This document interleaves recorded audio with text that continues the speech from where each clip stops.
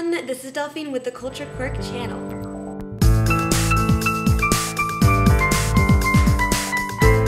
So last week I posted a video about the basics of the Japanese writing system, and today I'd like to talk about a particular resource that I use in order to learn to write, and that tool is Heisig's method. So this awesome guy named James W. Heisig wrote these books on how to learn to read and write in Japanese fast. One is called Remembering the Kana, and the others are called Remembering the Kanji.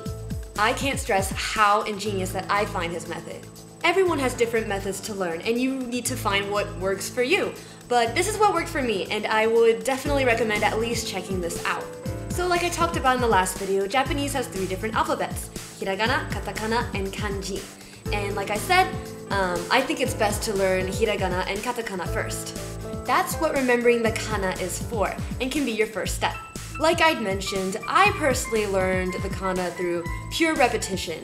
So I didn't know about these books yet, so I don't have this one. But from what I understand, it uses a lot of pictographs and mnemonic devices. I'll give you an example. So this is the katakana for mu.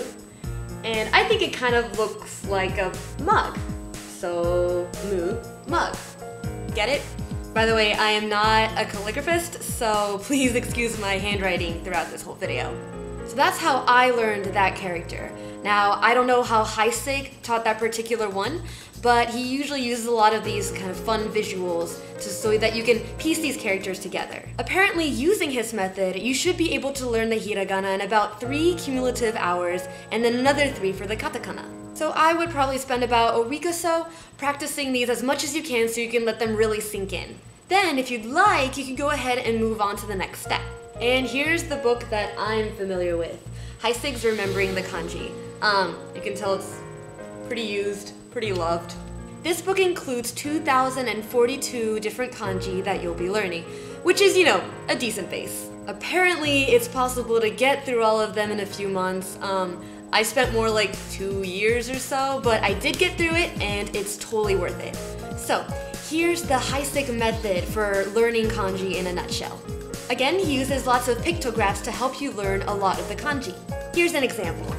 So this is the kanji for tree, which, I mean, it makes sense, right? It kind of looks like a tree.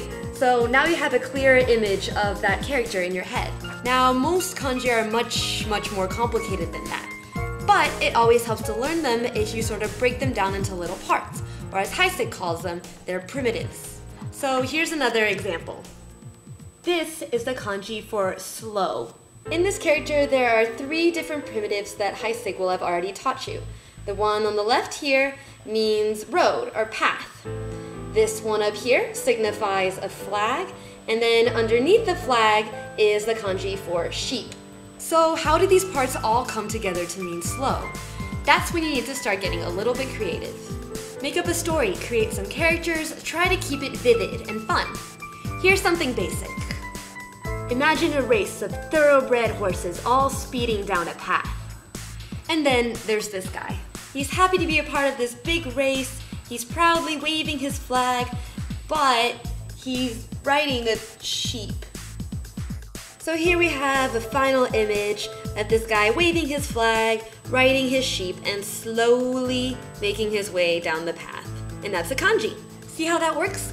Heisig gives you his own stories for the first 500 kanji or so, and then once you get the hang of it, you're left to your own to start making your own stories for the rest of the kanji, with some help on most of the basic primitives and whatnot.